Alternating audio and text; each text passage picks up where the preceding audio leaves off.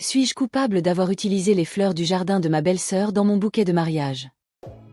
Mon mariage a été suspendu à cause du coronavirus. Pendant ce temps, le grand-père de ma belle-sœur est tombé malade, alors elle a voyagé pour rester avec sa famille. J'ai été chargée de nourrir son chien. Ma belle-sœur a toujours cultivé de belles fleurs et des plantes grasses. Elle sait combien j'admire sa main verte. Avant de partir, elle a coupé toutes les têtes de ses rosiers, et c'est là que j'ai commis mon erreur. Je ne savais pas qu'on pouvait couper les têtes des rosiers pour en faire pousser d'autres. Alors quand j'ai nourri le chien, j'ai remarqué qu'il y avait plus de roses qui poussaient et j'ai été étonnée. Puis les restrictions dans mon pays ont été levées. Mon mari et moi avons décidé d'organiser une cérémonie de mariage rapide. L'idée m'est venue d'utiliser les roses qu'elle avait fait pousser, pensant que si elle les avait coupées, elle ne saurait pas que j'en avais pris. Alors que je les coupais, je me suis souvenu des plantes grasses et j'ai décidé d'en prendre quelques-unes dans leur pot pour les utiliser comme pièces maîtresses. Nous avions toujours voulu nous marier dans l'église et la salle de réception de ma grand-mère, qui se trouvait à 2 heures de chez nous et de chez ma belle-sœur. Ma belle-sœur a décidé qu'elle reviendrait pour le mariage, mais qu'elle prendrait l'avion pour cet aéroport local, puis irait directement à l'hôtel local au lieu de rentrer chez elle à son atterrissage. Et enfin conduire jusqu'au mariage et de revenir en une seule journée. Le mariage en lui-même s'est très bien passé. Elle était heureuse, j'étais tellement heureuse, tout le monde était heureux. Nous arrivons à l'after-party et ma belle-sœur remarque les plantes grasses, et s'énerve en me demandant si elles sont à elle, et comment j'ai pu faire ça. Elle a essayé de les arracher, ce qui a malheureusement provoqué une petite agitation. Je lui ai demandé d'arrêter, disant qu'elle gâchait mon mariage, tandis que je m'accrochais à la plante. Elle a crié d'une voix forte, « Tu me voles !»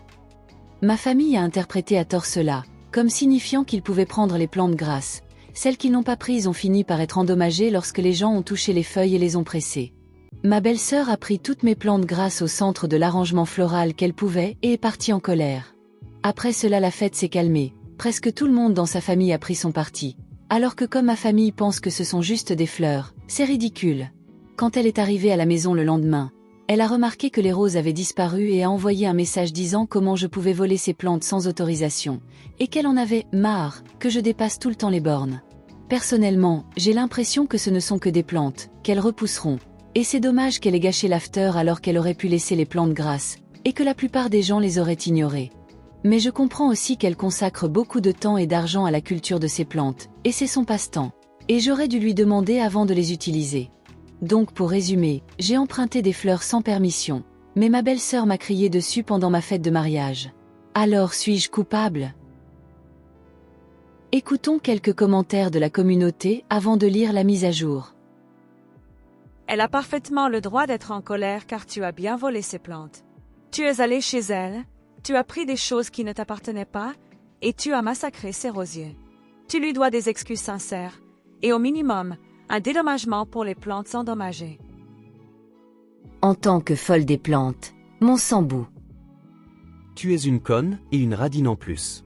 Tu n'as pas emprunté ses fleurs, tu as détruit son jardin.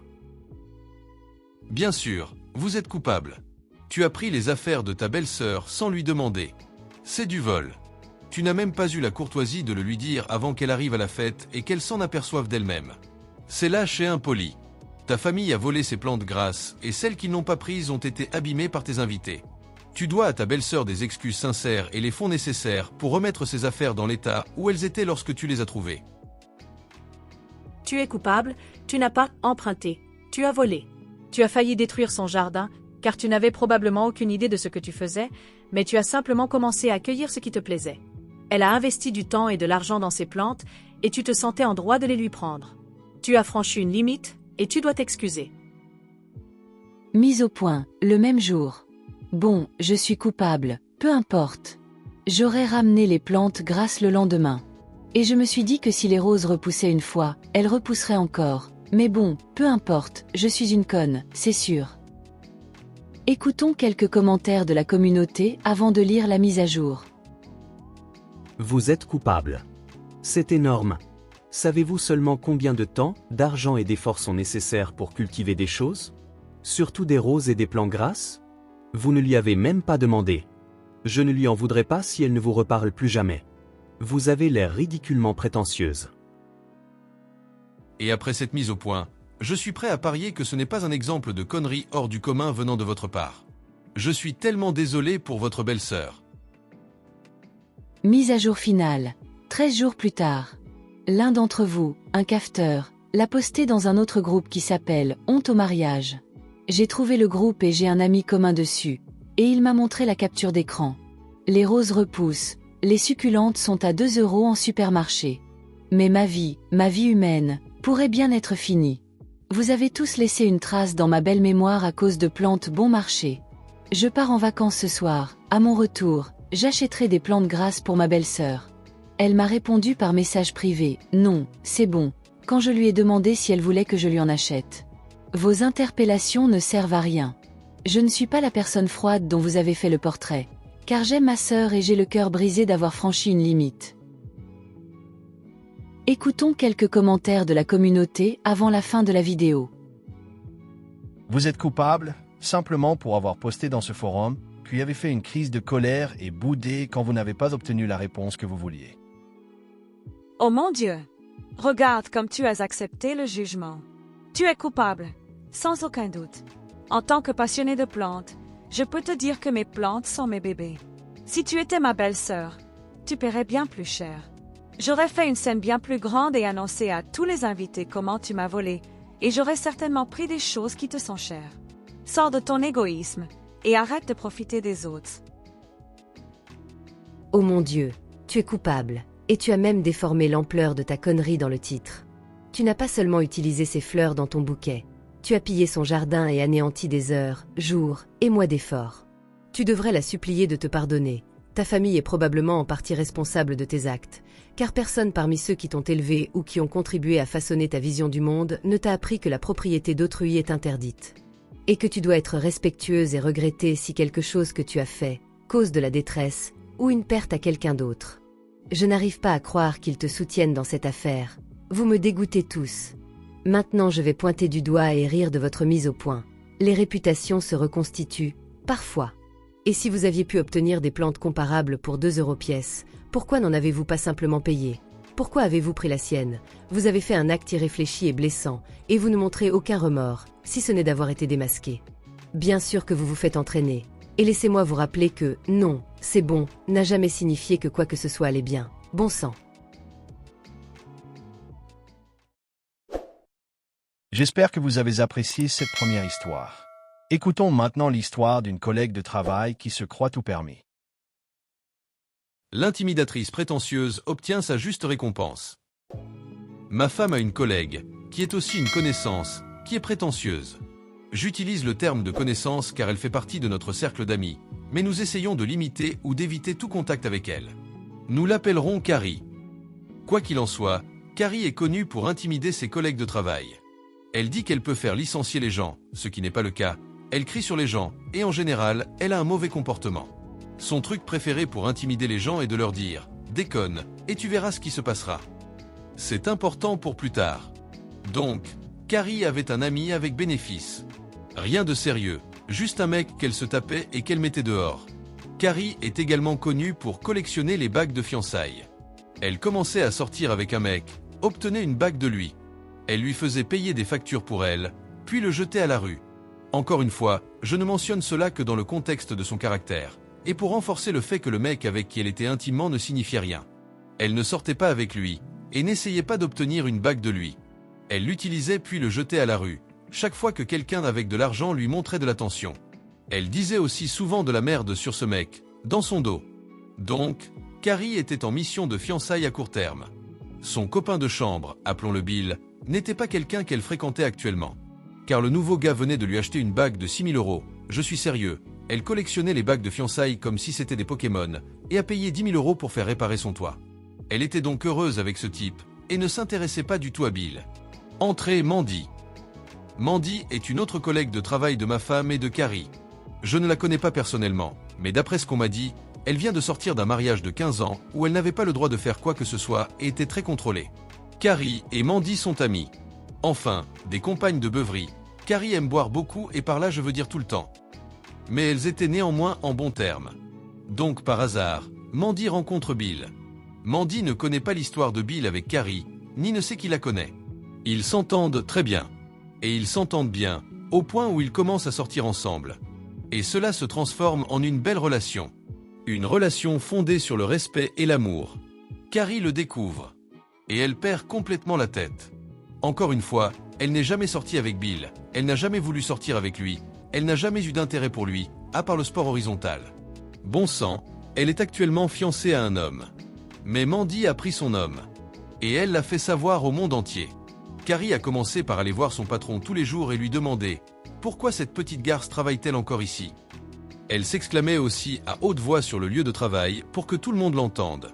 Carrie a également passé une heure entière à lui crier dessus pour des choses que Mandy n'avait même pas faites.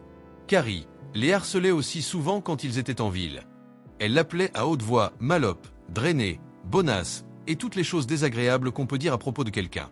Non seulement elle disait ces choses à haute voix à proximité d'eux, mais elle disait à quiconque voulait l'écouter ou ne l'écoutait pas. En gros, à quiconque autour d'elle. Comment Mandy et Bill lui avaient fait du tort. Et ce qu'elle en pensait, et que Mandy était en train de déconner, alors elle verra ce qui se passera. 2 mois plus tard, Mandy et Bill sont toujours ensemble et extrêmement heureux. Carrie n'est plus fiancée à ce type, ce qui n'est pas surprenant. Elle est déjà fiancée à un autre type et s'est mariée une semaine plus tard. Malheureusement, c'était le 2e anniversaire du décès d'un ami commun de toutes les parties concernées. Carrie utilise ce temps pour prendre une semaine de congé pour boire. C'est une toute autre histoire. En fait, elle n'était pas proche de cette personne décédée comme elle le prétend. Mais de toute façon, une fois le travail terminé, tout le monde va au bar pour boire un verre pour célébrer la vie du défunt. Donc, une fois que Carrie, après 2 jours entiers de beuverie, voit Mandy, elle recommence à lui faire honte. Mandy en a finalement assez, et tente de parler à Carrie pour tenter de se réconcilier. Carrie n'en veut pas et continue à l'insulter et à lui dire que Mandy est en train de déconner et qu'elle va voir ce qui va se passer, et termine en l'appelant une connasse. Eh bien, je suppose que quelque chose a craqué, et que Mandy a craqué, et lui a lancé une bouteille de bière en plein visage et l'a fait tomber. Imaginez le flic dans Le Gros Lebowski qui jette la tasse de café. Il y a une légère pause et quelqu'un que je ne connais pas intervient. On dirait que c'est toi qui as déconné et qui as vu ce qui s'est passé. Carrie, visiblement abasourdie, se lève et s'en va. Le lendemain, elle s'est présentée au travail avec un œil au beurre noir bien visible. Elle ne dit rien à Mandy. Elle va voir tout le monde et se plaint d'être la victime. Elle ne comprend pas que tout le monde la regardait intimider cette pauvre fille depuis quelques mois. C'est tout pour cette situation.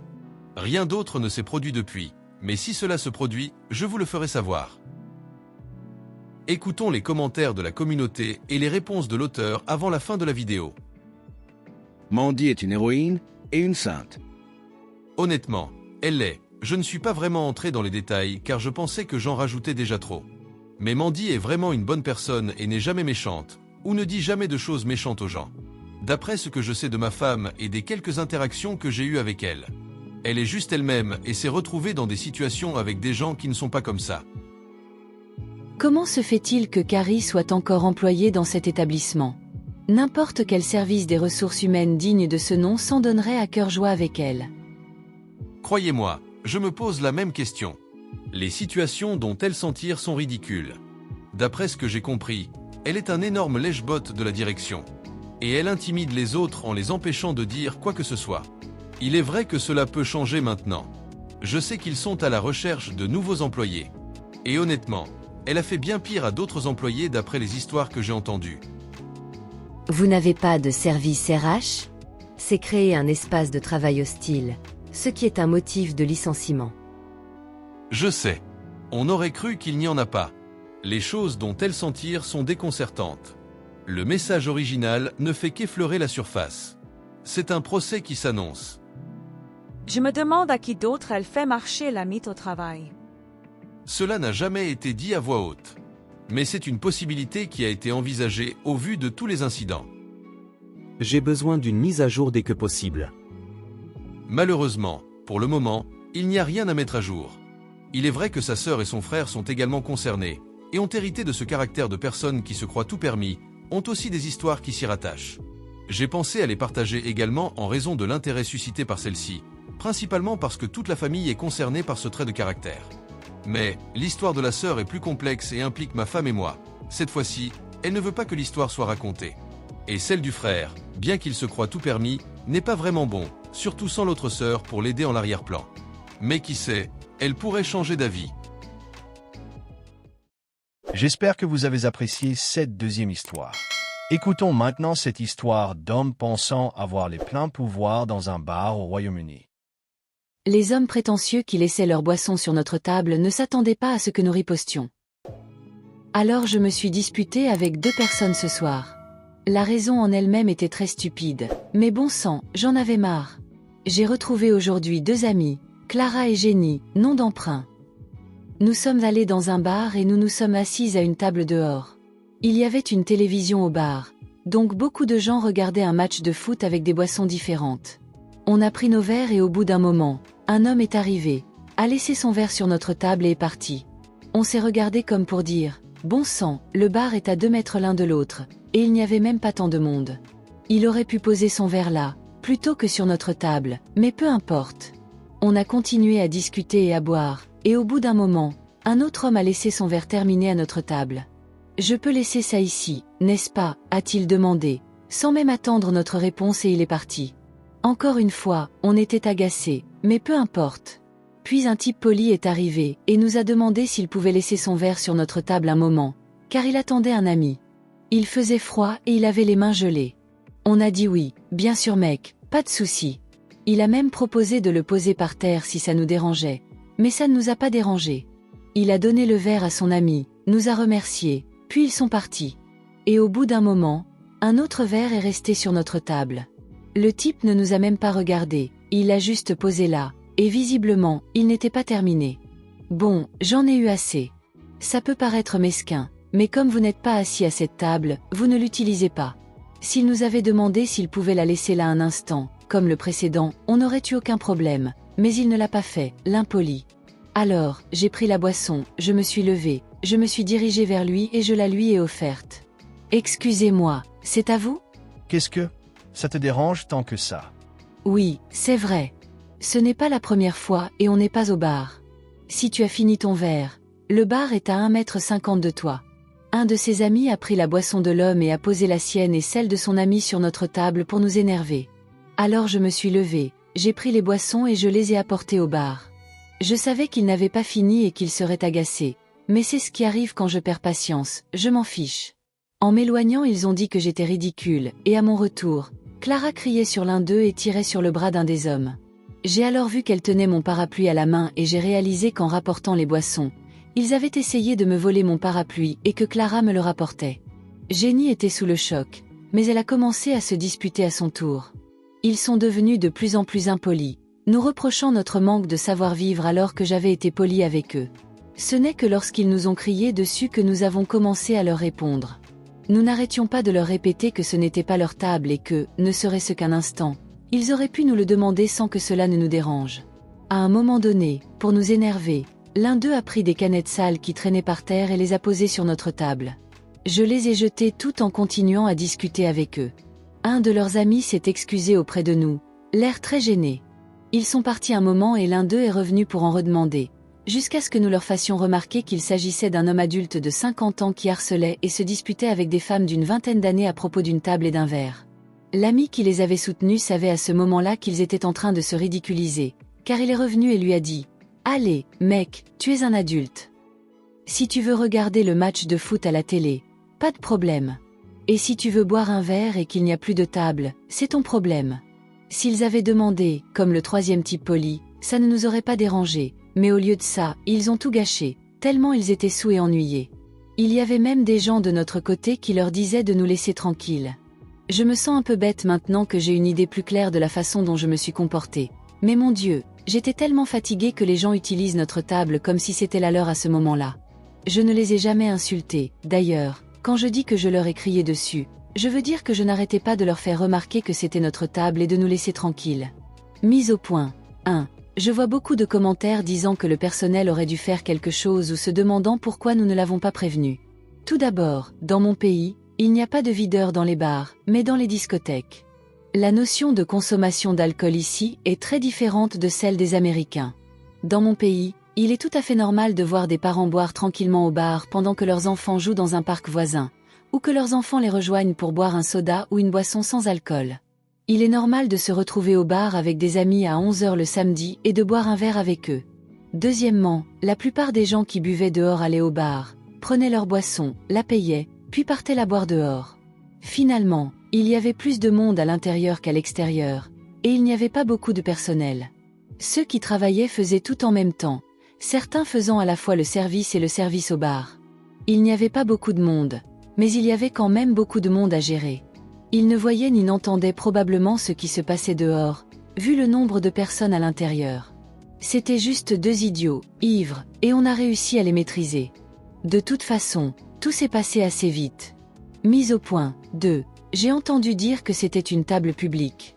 Nous n'étions pas à la longue table du bar, où les gens laissent généralement leurs boissons pour que les barman puissent les récupérer de l'autre côté pour les nettoyer. Nous étions dehors, à une petite table carrée, avec 4 chaises. Imaginez que vous alliez déjeuner au restaurant en famille. On vous sert votre premier plat et soudain, un inconnu pose son verre sur votre table. C'est le genre de table à laquelle nous étions, mais en plus petit. Écoutons les commentaires de la communauté et les réponses de l'auteur avant la fin de la vidéo. Ils font probablement la même chose à la maison en attendant que leur femme s'en occupe. Je suis venu ici pour dire ceci. Je leur demanderai s'ils pensent que je travaille là, ou si je suis sa femme, très fort. D'ailleurs, plus le tyran est gros, plus il est facile de l'abattre. Vous n'avez pas besoin de muscles, juste d'une colonne vertébrale et d'une attitude, car les femmes fortes leur font peur.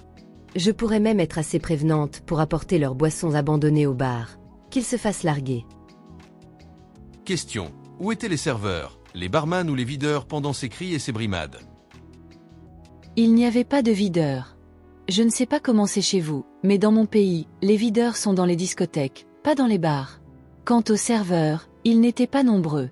Je pense qu'il manquait de personnel ou quelque chose comme ça, parce que certains d'entre eux faisaient à la fois office de barman et de serveur. Même s'il n'y avait pas beaucoup de monde par rapport à d'autres moments avec d'autres matchs de foot, il y avait quand même pas mal de monde à l'intérieur et il y avait plus de monde à l'intérieur qu'à l'extérieur, donc ils ne l'ont probablement pas entendu ni vu.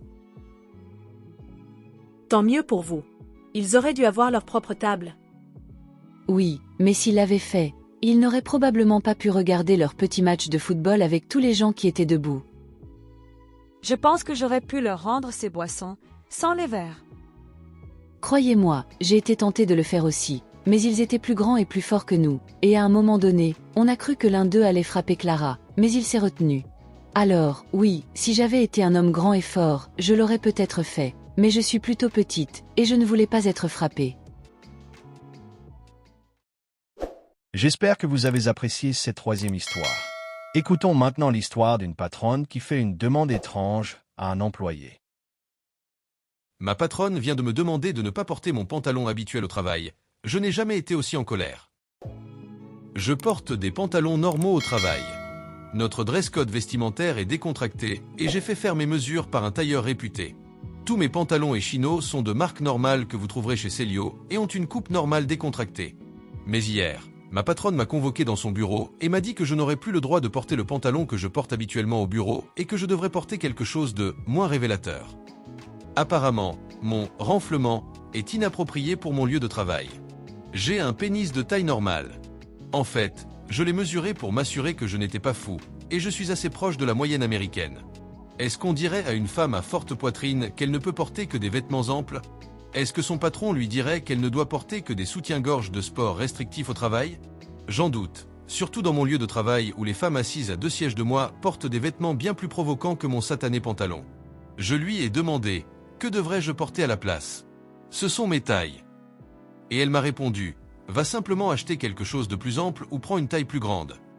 Je ne vais pas racheter toute ma collection de pantalons de travail. Allez-y, dénoncez-moi au RH. Voyons s'ils essaient de me virer parce que j'ai trop de mythes. Mise au point. Pour clarifier les choses, je suis conscient que les femmes ont été invitées à se couvrir assez souvent sur leur lieu de travail. Je ne dis pas le contraire. Je souligne simplement le double standard très visible de l'expression corporelle sur mon propre lieu de travail. Mise au point 2. Les gens ont demandé à voir mon pantalon. Voici le pantalon exact que je portais le jour de l'incident. Notez que mon empreinte est assis à droite de la fermeture éclair par rapport au spectateur. Écoutons les commentaires de la communauté et les réponses de l'auteur avant de lire la mise à jour. C'est la connerie la plus stupide que j'ai jamais entendue. Qu'est-ce que vous êtes censé porter? Un pantalon de parachutiste? Apparemment, il faut jouer les bouffons médiévaux ici. Je serais préoccupé par le fait que quelqu'un ait regardé mon entrejambe au point de le remarquer. Moi aussi. Je suis dans une relation à long terme et je prévois de faire ma demande en mariage au début de l'année prochaine. Je ne peux donc pas me permettre de subir des turbulences financières ou émotionnelles en ce moment. Elle n'a pas précisé de qui lui avait fait part de cette inquiétude. Pour autant que je sache, il peut s'agir de n'importe qui au bureau. Je suis une ancienne directrice des ressources humaines. Il s'agit de harcèlement sur le lieu de travail. Il s'agit d'un traitement inapproprié d'une préoccupation personnelle d'un cadre supérieur, sans la présence d'une autre personne ou d'un tiers dans la pièce, en plus de mettre un employé mal à l'aise pendant le temps de l'entreprise. Rien ne dit que cela a été porté à l'attention de cette « patronne », ou qu'il s'agissait de sa propre conclusion concernant leur tenue vestimentaire. Quoi qu'il en soit, la situation a été mal gérée. Toute déclaration qui met raisonnablement un employé mal à l'aise peut être considérée comme du harcèlement. Le harcèlement textuel est complètement différent et relève d'un cadre plus large. Prenez de bonnes notes, créez une chronologie et faites des captures d'écran de tous les courriels et documents et ne quittez jamais votre emploi. Entre-temps, sur votre temps libre et par téléphone, contactez un avocat spécialisé dans les droits des travailleurs. Un sacré bon avocat. Merci, j'en tiendrai compte. Il s'agit de harcèlement textuel, point final. Vous devez en parler au RH, et s'ils ne font rien, adressez-vous à un avocat. Je le ferai, mais je veux y aller une fois que j'aurai reçu ces demandes par écrit. Mon dossier sera beaucoup plus solide. Mise à jour sur la saga renflement. 6 jours plus tard. Ma patronne a exigé que je remplace tous mes pantalons, puis m'a dit qu'elle devait me superviser lors des achats de remplacement. Elle est maintenant en congé administratif. J'ai écrit un article il y a quelque temps à propos d'une demande insensée de ma patronne. En gros, elle m'a dit que mon pantalon était trop révélateur et que l'on voyait un renflement. Ce n'est pas le cas. Elle m'a ensuite dit que je devais remplacer mes pantalons de travail. Pour récapituler les conseils que j'ai reçus de mon fil de discussion d'origine, les voici. Allez parler au RH. Ne parlez jamais au RH. Va parler à un avocat. L'avocat vous fera perdre votre temps. Ton pantalon va bien. Tu as besoin d'un nouveau pantalon. Elle veut de toi. Elle a soif. Elle te déteste. Après avoir réfléchi un peu à mes options, j'ai opté pour une approche intermédiaire. J'ai contacté 2 avocats bien connus dans ma région, et j'ai obtenu d'eux une consultation sur ma situation. Ils pensaient tous les deux que même si j'avais été victime de harcèlement sexuel, l'affaire n'était pas infaillible car il y avait peu de preuves et aucun schéma d'abus. Ils m'ont ensuite également mis en garde contre le fait d'aller voir les RH sans aucune preuve, car cela pourrait me faire perdre mon emploi de manière inattendue. Très bien. Comme j'avais besoin de preuves et d'un modèle d'abus, j'ai d'abord voulu me renseigner sur les normes que mon entreprise a établies pour les managers en matière de gestion du harcèlement textuel. J'ai demandé à notre catalogue de formation en ligne de suivre les cours sur le harcèlement textuel et les conversations difficiles, qui sont normalement exigées uniquement des managers. Dans le module de conversations difficiles, il y avait un scénario dans lequel un superviseur masculin devait demander à une employée de corriger sa tenue de travail, car elle ne correspondait pas au code vestimentaire de l'entreprise. Le module, en termes simples, stipule que le superviseur ne doit pas intervenir et doit signaler le problème au RH. Je suppose que l'inverse, une superviseure féminine réprimandant la tenue d'un homme, suivrait les mêmes normes. J'ai ensuite envoyé un mail à ma patronne pour lui demander de donner suite à notre conversation précédente. J'ai écrit « À patronne, je souhaite clarifier certains points concernant notre conversation précédente. Veuillez confirmer si ma compréhension de vos déclarations est correcte ou non. Mon pantalon a violé notre code vestimentaire en étant trop serré et en révélant mon renflement. Le problème concerne tous mes pantalons, pas un sous-ensemble spécifique de ma garde-robe. Il s'agit d'une exigence de la direction et non d'une demande. S'il vous plaît, répondez-moi. Sincèrement. Signé de mon nom. Cela a pris une journée de travail complète, mais la réponse que j'ai reçue était « Oui, je t'ai dit de réorganiser ta garde-robe. Ce n'est pas une demande. » J'ai immédiatement répondu « Ah, patronne, si la direction exige que je remplace une si grande quantité de vêtements de travail, cela doit être fait aux frais de l'entreprise. Veuillez me faire savoir si cela est possible, car nous devrons trouver une autre solution si ce n'est pas le cas. Sincèrement. Signé de mon nom. » Et sa réponse plus tard a été « C'est possible, mais je dois être avec vous pour superviser vos achats. Vérifiez mon agenda pour connaître mes disponibilités. » Mon Dieu! Soudain, les théories du genre « elle veut de toi » me semblaient moins folles. J'ai sauvegardé mes emails sur un compte personnel et j'ai tout envoyé au RH. Moins de 2 heures plus tard, je reçois un appel téléphonique me demandant de me rendre immédiatement au RH et d'abandonner mon travail, à moins que ce ne soit urgent. J'ai obtempéré. On m'a dit qu'ils prenaient cette affaire très au sérieux et que je devais prendre le reste de la journée de congé. Je suis revenu au travail aujourd'hui et ma patronne est partie. On m'a dit juste avant le déjeuner qu'elle avait été mise en congé administratif dans l'attente d'une enquête complète et que je ne devais pas m'inquiéter. Il est contraire à la politique de l'entreprise de se livrer à toute forme de représailles professionnelles. Je suis assis ici maintenant comme un roi sur un trône de porcelaine, vous racontant ma victoire après avoir eu la taupe au guichet avant ma pause déjeuner. Au revoir, Madame la patronne. En résumé, ma patronne m'a harcelé sexuellement à cause de mon renflement inexistant sur mon pantalon, puis a exigé qu'elle m'emmène faire du shopping pour remplacer tous mes pantalons. Elle va probablement être renvoyée maintenant. Écoutons les commentaires de la communauté et une réponse de l'auteur avant la fin de la vidéo. Supervisez vos achats. Vraiment. Du n'importe quoi. Je pense que la compagnie n'en aurait rien eu à faire. Mais elle s'est tiré une balle dans le pied en disant que la compagnie pourrait couvrir votre nouvelle garde-robe sans renflement. Oui, ce qui veut dire en gros, tu vas essayer le nouveau pantalon et je vais regarder ton entrejambe pour m'assurer que je ne vois pas ton empreinte. Ah oui, bye bye madame. Il faudrait que cette manager soit encore plus idiote pour mettre cela par écrit. La plupart des cas similaires que nous avons eus ont été insolubles parce que rien n'était écrit. Une façon de prouver que votre patronne était vraiment une idiote. Merci. Je supposais qu'elle ne mordrait pas. Je pense que je lui ai donné trop de crédit. J'espère que vous avez apprécié cette 4e histoire. Écoutons maintenant celle de la fille d'un PDG qui refuse d'être soumise aux règles. Guerre de stationnement au bureau. Compte éphémère parce que mon frère pense que je suis coupable, et je n'ai pas besoin qu'il intervienne. Je ne demande pas si je le suis. Je travaille dans un bureau, l'avant est réservé au stationnement des clients, ce qui évite la promiscuité. L'arrière est réservé au stationnement des employés.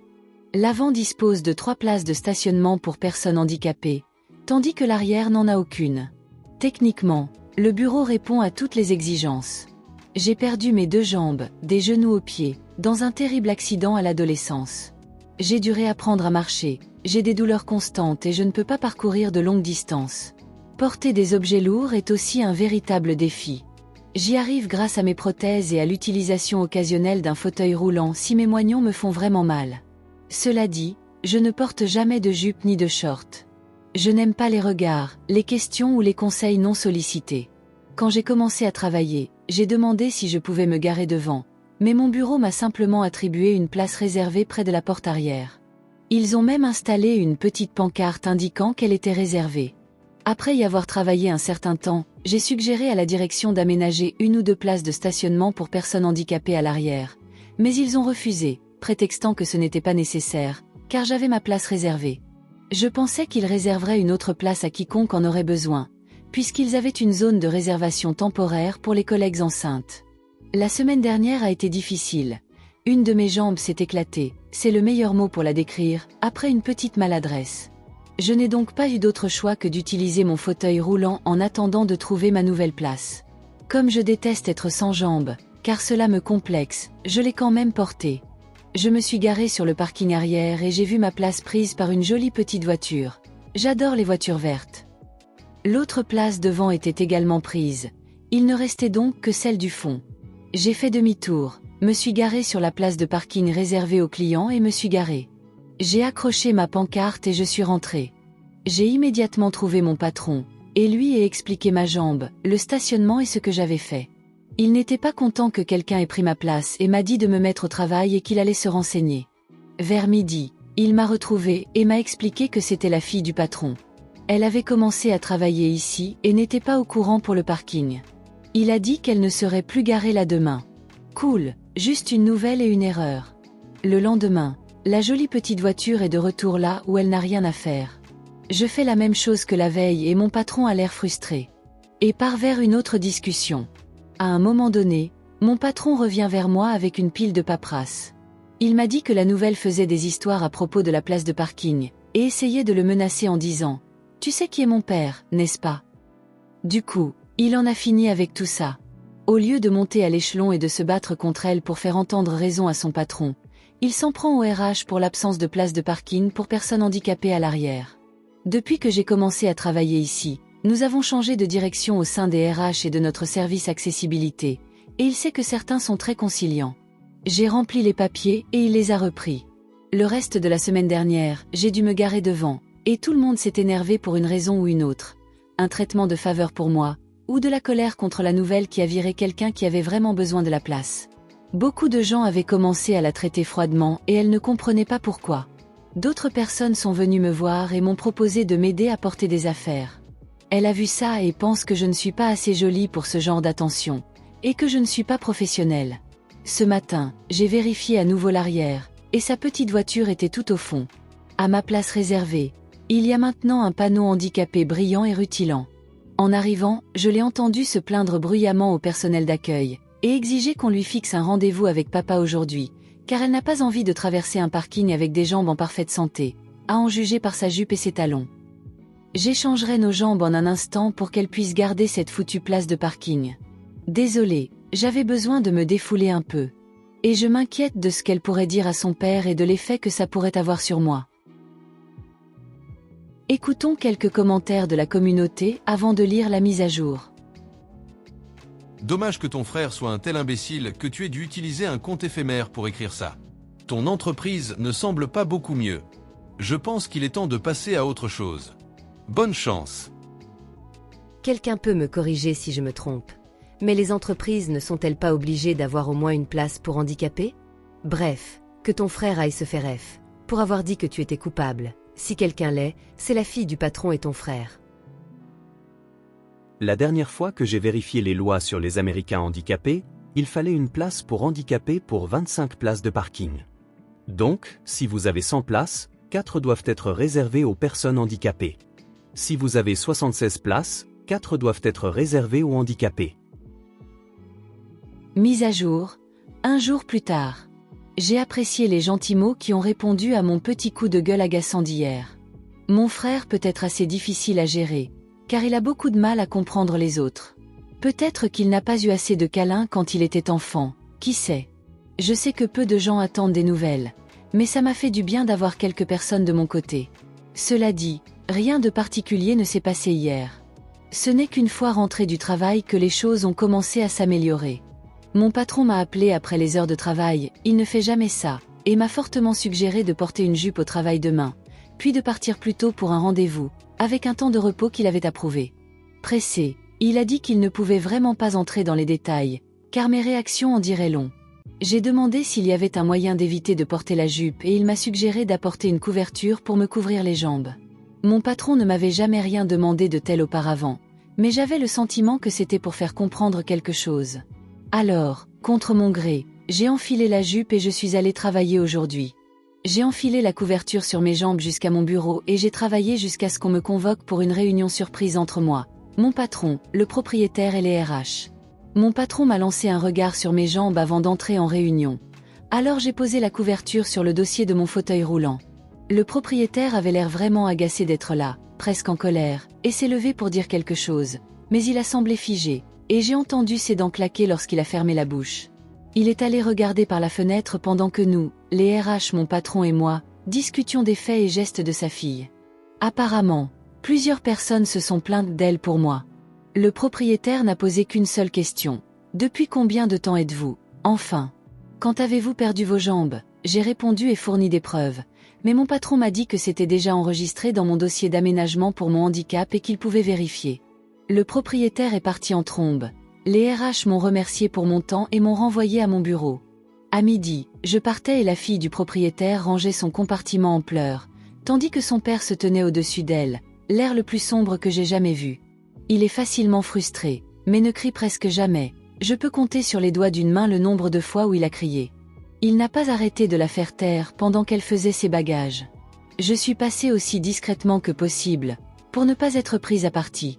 Mon patron m'a envoyé un SMS m'informant que le propriétaire avait autorisé mon télétravail, selon les besoins, et que je recevrais une augmentation, en plus des augmentations et primes annuelles habituelles. Il m'a également dit que le propriétaire demanderait à sa fille de me faire des excuses. Ça s'est mieux passé que je ne l'aurais cru. Merci à tous de votre écoute. Écoutons quelques commentaires de la communauté avant la fin de la vidéo. Génial. Je suppose que papa ne voulait vraiment pas de procès. Je trouve que c'est génial d'avoir un patron aussi bon. Et le propriétaire n'est pas complètement stupide. Le propriétaire a réussi à élever une fille qui avait droit à l'argent, mais on dirait qu'elle apprend enfin ce qu'est le karma. Mieux vaut maintenant que plus tard, pour une leçon de vie précieuse. Mon père était propriétaire d'une entreprise prospère avant de la vendre et de prendre sa retraite. Et laissez-moi vous dire que si moi ou mes frères et sœurs avions fait ce genre de conneries lorsque nous travaillions pour lui, notre père aurait eu des mots très durs à nous dire dès le début, car nous faisions des petits boulots de temps en temps, et il n'aurait pas été nécessaire de le prouver comme vous l'avez fait. Si cette place était réservée à quelqu'un, peu importe pourquoi elle était réservée, nous devions la respecter. Parce que mon père faisait confiance à ses employés pour qu'ils fassent ce qu'ils devaient faire et qu'ils le fassent bien. Je suppose donc qu'elle a prétendu que l'auteur mentait au sujet de son handicap. Mais cette question, depuis combien de temps êtes-vous? Enfin, quand avez-vous perdu vos jambes? Implique qu'une question de chronologie a été soulevée. Peut-être l'a-t-on accusé de s'être coupé les jambes pour obtenir la place réservée aux handicapés. Vous n'avez pas perdu vos jambes quelque temps après que ma fille ait été accusée d'être la plus grosse bêtise du monde et que cette réunion ait eu lieu, n'est-ce pas? Merci d'avoir écouté cette story. Faites-le moi savoir dans les commentaires si vous êtes d'accord avec la communauté. Qu'auriez-vous fait dans cette situation? Et pour ceux qui sont restés jusqu'à la fin, je vous en remercie. Si vous aimez ce type de contenu, n'hésitez pas à mettre un pouce j'aime à la vidéo, et à vous abonner si vous ne l'avez pas déjà fait. Prenez soin de vous et de vos proches. À très bientôt.